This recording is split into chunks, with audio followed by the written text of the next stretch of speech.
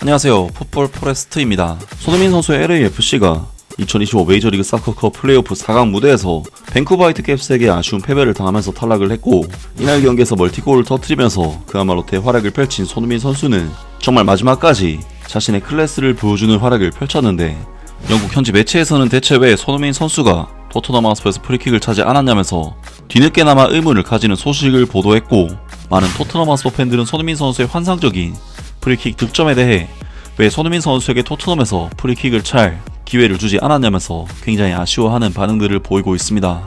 LAFC는 바로 지난 주말 2025 메이저리그 사커컵 서부 컨퍼런스 4강전에서 밴쿠버 화이트캡스 원정 경기를 떠났었는데요. 이번 경기 결과는 다들 아시다시피 LAFC가 승부차기까지 가는 접전 끝에 밴쿠버 화이트캡스에게 패배를 당하고 말았는데, 비록 LAFC는 이번 경기에서 패배를 당해 메이저리그 사커컵 플레이오프에서 탈락을 당하고 말았지만, 손흥민 선수의 이번 경기 멀티골 원맨쇼 맹활약은 밴쿠버 화이트캡스에게는 그야말로 악몽과도 같은 기억을 만들 뻔한 정말 간담을 서늘케 하는 미친 활약이었고, 밴쿠버 화이트캡스 선수들과 팬들은 손흥민 선수를 다음에 만나더라도 손흥민 선수에 대한 두려움을 갖기에 충분한 그런 경기였는데요. 특히 손흥민 선수는 경기 종료 직전 그야말로 환상적인 프리킥골을 터뜨리면서 자신의 진가를 증명했고, 자신이 직접 프리킥커로서도 정말 절정의 감각을 지녔다는 것을 다시 한번 증명을 해냈습니다. 사실 손흥민 선수의 이번 득점은 세상 그 어떤 골키퍼가 와도 막을 수가 없는 정말 예술적인 슈팅이었고, 토트넘 하스퍼에서는 유독 직접 프리킥에 대한 기회를 얻지 못했던 손흥민 선수가 직접 프리킥에 대한 능력이 있다는 것을 다시 한번 증명해낸 장면이었는데, 손흥민 선수는 이번 경기에서 프리킥 득점뿐만 아니라 볼리비아 대표팀을 상대로 한 경기에서도 프리킥으로 득점을 터뜨렸고, LAFC의 데뷔골도 프리킥으로 장렬시키면서 직접 프리킥으로 계속해서 골을 터뜨리는 정말 미친 프리킥 능력을 보이고 있는데요. 정말 손흥민 선수의 최근 프리킥 득점 페이스는 왜 이 선수가 토트넘 하스퍼에서 프리킥을 차지 못했는지 이해가 안 될 정도인데, 토트넘 하스퍼 전담 매체인 스포츠웹에서는 대체 왜 손흥민 선수에게 직접 프리킥을 찰 기회를 주지 않았냐면서 아쉬워하는 소식을 보도했습니다. 토트넘 하스퍼 팬들은 손흥민에 대해 만약에라는 생각을 지울 수 없을 것이다. 이번 시즌에도 그는 특정 유형의 골을 꾸준히 넣으며 활약하고 있기 때문이다. 예상대로 손흥민은 LAFC로 이적한 후 메이저리그 사커 무대에서 너무나도 쉽게 경기하고 있다. 전 토트넘 하스퍼의 캡틴인 그는 지금까지 13경기에서 12골과 4도움을 기록하며 눈부신 활약을 이어가고 있다. 하지만 토트넘 하스퍼 팬들을 놀라게 한 것은 손흥민이 넣고 있는 골의 내용이다. 33세의 손흥민은 이번 시즌에 이미 여러 차례 프리킥 골을 성공시켰으며 FC 댈러스를 상대로 넣은 골로 메이저리그 사커 시즌 최고의 골상까지 수상했다. 손흥민, LAFC에서 또 한번 멋진 프리킥 골 기록. 이 공격수는 최근 A매치 기간에도 같은 모습을 보여줬었는데, 대한민국 대표팀이 볼리비아 대표팀을 상대로 승리를 거둔 경기에서 프리킥 득점을 성공시켰다. 토트넘 하스퍼의 전설인 손흥민은 이어서 열린 메이저리그 사커 플레이오프 밴쿠버 화이트캡스와의 경기에서 경기 종료 직전인 95분에 극적인 프리킥 골을 터뜨리며 팀에 중요한 동점을 안겼다. 이 환상적인 프리킥 골은 손흥민의 이날 경기 두 번째 골이자 LAFC의 동점골이었지만, 결국 승부차기 끝에 승자는 밴쿠버 화이트캡스였다.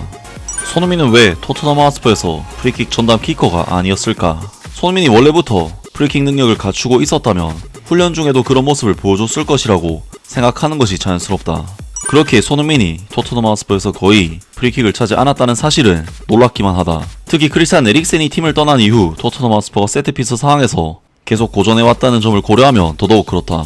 손흥민이 지금 보여주고 있는 프리킥 능력을 생각해보면, 만약 그가 프리킥 전담 키커로 기용이 됐다면 토트넘 하스퍼 시절 골수가 15골에서 20골은 더 늘어났을지도 모른다 라면서 토트넘 하스퍼 전담 매체인 스포츠웹에서 손흥민 선수의 최근 프리킥골 페이스에 대해 소식을 전했고, 토트넘 하스퍼가 대체 왜 손흥민 선수에게 프리키커를 맡기지 않았는지 이해가 안 된다는 주장을 펼쳤습니다.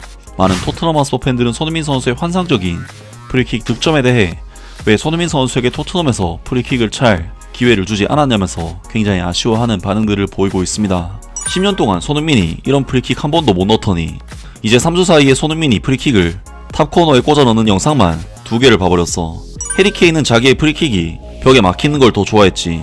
다들 그가 이기적이라는 건 알고 있었지만 이제는 정말 확실해졌어. 해리케인은 세계 최고의 선수이지만 프리킥 기록은 좋지 않았다. 크리스티안 에릭센과 경쟁을 해야 했던 것도 사실이지만 손흥민에게 더 많은 프리킥 기회가 주어졌어야 했다. 페드로 포로랑 제임스 메디슨은 프리킥 1000개 중에 하나 넣을까 말까야. 그의 프리킥 실력은 피룰로의 견줄만하다. 정말 아름답다. 미국에서 골키퍼들의 수준은 꽤 낮은 편이지만 해리케인과는 달리 적어도 소니는 프리킥으로 골을 넣는 선수야.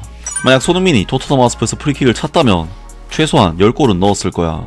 해리케인, 에릭 다이어, 페드로 포로처럼 프리킥 재능이 없는 선수들에게 그런 기회를 줘서는 안 됐지. 해리케인은 프리킥을 100번 시도해서 겨우 한 골 넣었을 뿐이야. 손흥민이 너무 착해서 해리케인이 떠난 후에도 자기가 나서지 않았던 것 같아.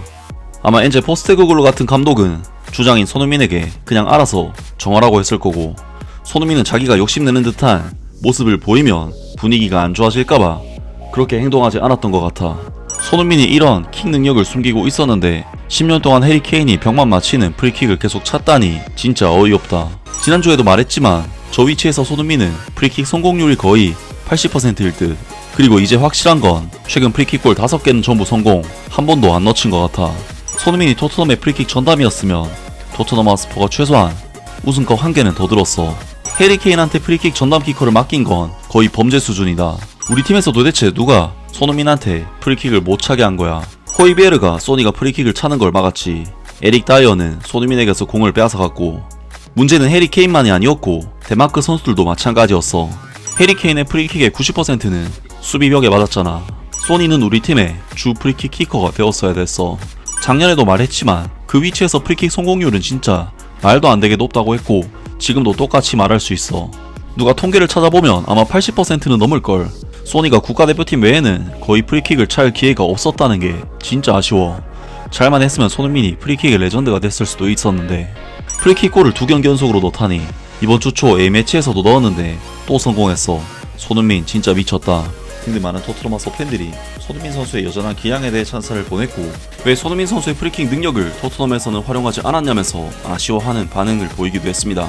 확실히 손흥민 선수는 토트넘 하스퍼에 있을 당시에는 간접 프리킥, 코너킥은 전담해서 찼지만 직접 프리킥에 있어서는 해리케인 선수가 대부분의 킥을 전담했기 때문에 기회를 얻지 못했었는데, 물론 해리케인 선수가 득점력과 슈팅 능력 자체에 있어서는 손흥민 선수보다 능력을 인정받는 선수인 것은 맞지만, 일명 ZD 슛, 커브 슈팅에 있어서는 손흥민 선수가 해리케인 선수보다 더 좋은 능력을 가지고 있는 것도 사실인데요. 그리고 손흥민 선수가 프리킥 기회를 못 받은 것이 토트넘 시절에도 이미 말이 나왔었던 이야기였는데, 손흥민 선수의 이번 프리킥 득점은 그러한 부분에서 토트넘 팬들의 아쉬움을 각인시키는 득점이었습니다.